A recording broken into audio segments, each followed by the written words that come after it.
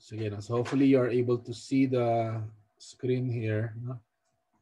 So let's proceed. No? So the Newton's laws of motion. No? So it will involve things that are moving or why they are probably moving. No? So objects that are at rest. No? So if forces are equal in magnitude, the body will continue or remain at rest. No? So hindi man pwede nga, it's impossible for a body not to be acted on by forces. No? At least there's around two or more forces acting on us right now, even as we sit. No? So again, now when they are equal, the forces that goes to the right are equal to the forces that goes left. The body will not still move. No? But it does not mean that there's no force involved. No? Except that the forces again cancel out each other. No? In effect, it caused the body to remain at rest. Now, when the forces are no longer the same, no?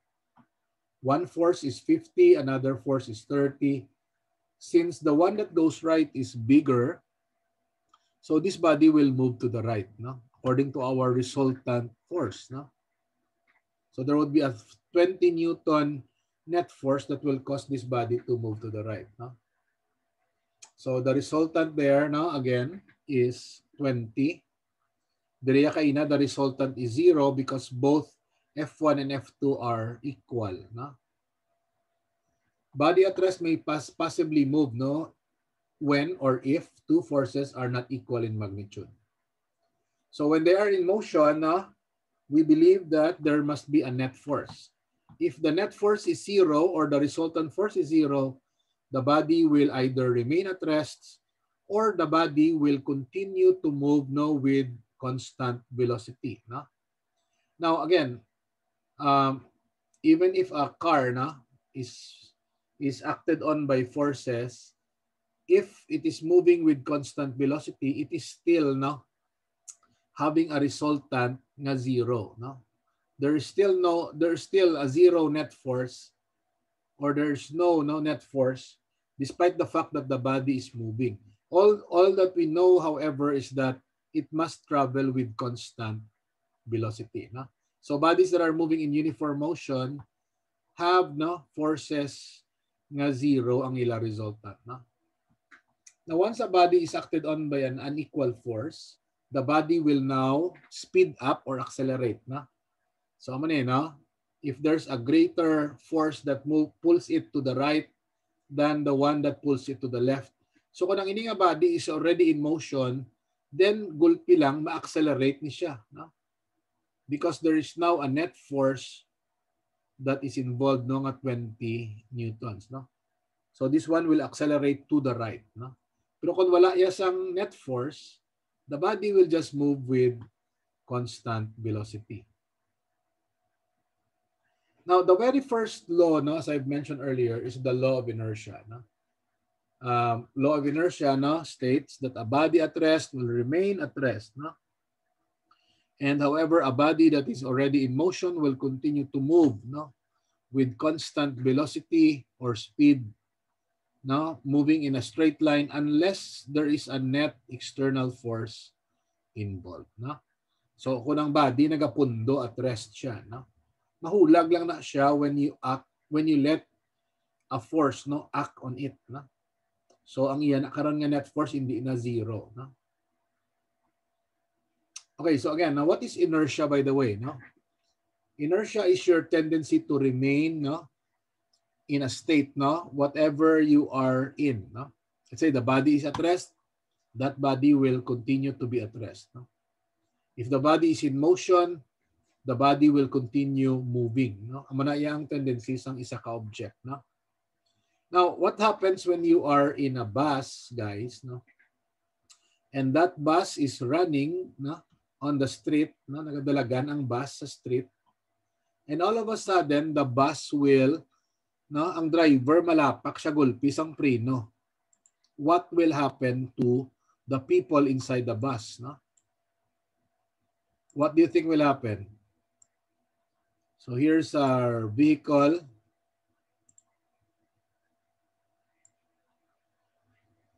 No, this is our vehicle, for example, and then this one is running on the street. No, So kung nagadalagan siya sa dalan and all of a sudden it will come to a stop, no? What will happen to the people inside the bus?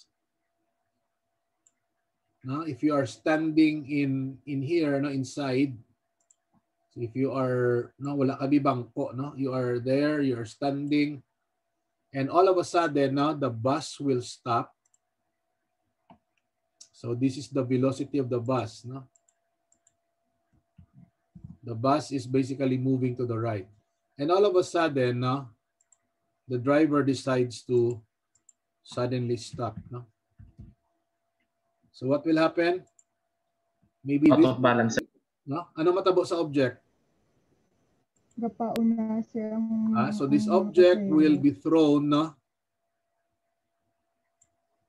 Mamumo na siya or matumba siya pa front, no? Kay gulpi lang nagpundo, no? So why will the object fall forward, no? Mga madasma sa or nga matumba siya pa kulob, no? Why? Why will the object move forward? Okay, so this object will topple, no, or matumba siya pa forward, no, because again, no, since the whole vehicle is moving forward and suddenly ang ginasakyan niya, no, the car stops. So ang iyang tendency is to continue moving, no. If you will not wear a seat belt, no, if you will not hold the handle in the bus, di matumbagid siya, no? So ano ginaobra mo kunara ka sa sulod sang bus nga nagadalagan? So if it's possible, uyat ka or may mga bus man nga may mga seat belt ng iban pero wala man ginausar, no? But in the event nga may aksidente, no, if the bus suddenly, no, makabunggo siya, no, it will collide or it will bump, no, a structure and wala kaya naga seat belt, all of you will be thrown forward, no. Probably, no, kung may windshield na siya, pwede kang magwa sa windshield, no? Because again, according to the law of inertia, your tendency is to continue still moving, no? So despite the fact na nagpundo na ni imo ginatungkuan, ang imo ya tendency is to move forward, no? The same is true when the bus is at rest, no? If this bus is at rest and you are all, no, standing, and suddenly, no, this bus will just move forward, no? Or kunara ka mabala sa LRT, no? Anong ginaubra niyo kung magdulog ng LRT? You must see to it that you hold, no, some kind of may ara kada uyatan nga daw higot, no, inside the train, no, the couch ng train. And then if the couch there or if the LRT will now start to move forward, at least hindi ka naman matumba nga pakaya naman, no? Because nagapang-uyat ka, no? So again, your tendency naman niya in that case kung maghula gulpi ang train is for you to remain at rest, no? So ang tendency mo is to fall back down, no? Now my question is like this, no? If you are seated with a small kid, no? So let's say, no, there are two individuals in the bus. One, no, a big person, and then upod yang isa ka gamay nga bata, no? There's a small kid nga upod ya. They are seated in the chair, no, sang bus. Now, who will fall forward, no, kung maggulpi lang magpreno or mabunggo ang salakyan, no? Which of the two will fall or will really move, no? Dako gid yang iya nga paghulag, no? The big person or the small kid? The small, sir. The small kid, no, maapektuhan gini siya sang dako, no? Okay? So, ang ini nga bata, guro, kung hindi ni siya naka-seatbelt o why ni siya nag-uyat, pwede ni siya nga maglabog, no? But the big person, no, gamay lang siguro iya ihulag or kung maghulagin man, hindi siya parehas ang effect sa gamay nga bata, no? So, this one is telling us that mass, no, is a measure of inertia, no? The smaller is your mass, the bigger is your tendency to change, no, whenever there's a sudden change in the movement of the vehicle. Okay, babies, guys, no, sa US, may ara na sila nga bangko nga ila, no? I forget the name of that seat, no? May ila na sila nga bangko ang mga babies. Sa Amerika, it's a violation sa traffic rules kung hindi mo siya pag-ibutang da sa iya bangko nga may seatbelt man nga iya, no? Why do they have to put it like that? Nga hindi lang sa bakon sang nanay, no? Because kung sa bakon mo lang na, if there's a sudden collision in the road, ang baby na iya dako na yang iya ilupad, no? Kay gamay ang mass ya, no? So by virtue of the mass will affect the small object, no, on a huge extent compared to a big person. No? But despite that, now what are things that we wear? Narata sa salakyan, dapat may seatbelt. There's a headrest, no, na kung mabungguan sa likod naman ng salakyan, ang imuliog hindi man mabali, no? Okay. So again, no, things like that, no, are reminders that we have to make sure that we are safe inside the vehicle. No? So this is the law of inertia. No? Now for our second law, this is a kind of an equation, but this is telling us that the net force, no, acting on the body is proportional or equal to the mass times the acceleration of the body. No? So basically, no, mass is kilogram, acceleration is meter per second square. If you multiply the two together, you'll get a unit of force called Newton. No? So from here, no, we can actually see that the unit Newton, no, is a unit of a force. So 1 Newton of force basically is equals to 1 kilogram of mass.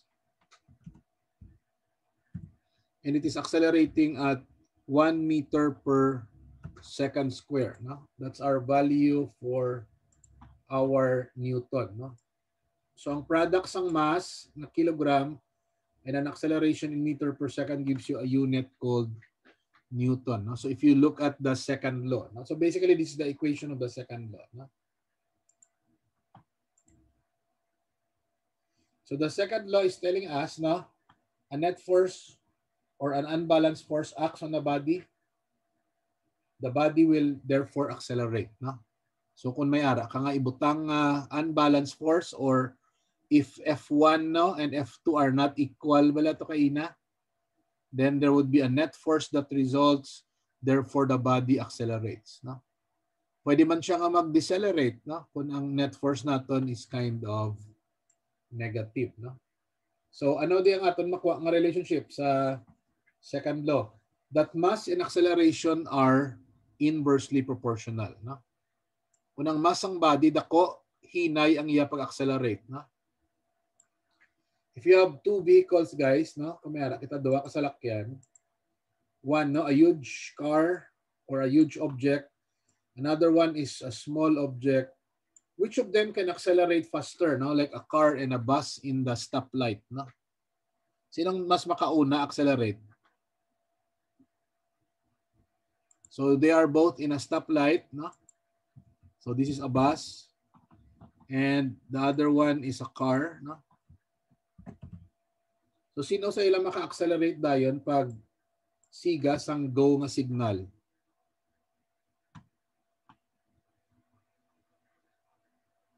So the one that smaller, no? The one with smaller mass, no? So mass kag acceleration inversely proportional na sila, no? That is described in our equation F is equals to ma, no? So na mass and acceleration. So this is about the second law, no? So that's the relationship. Sir, good afternoon. Nasing ko na, sir. Oo, sige. No, so we have the last law. Kamo na lang akong patunon sa last law, no? Please check the slides here for our quiz, individual quiz on Monday. So sige guys, so God bless. Thank you, God bless, sir. Bye, Bye, sir. sir.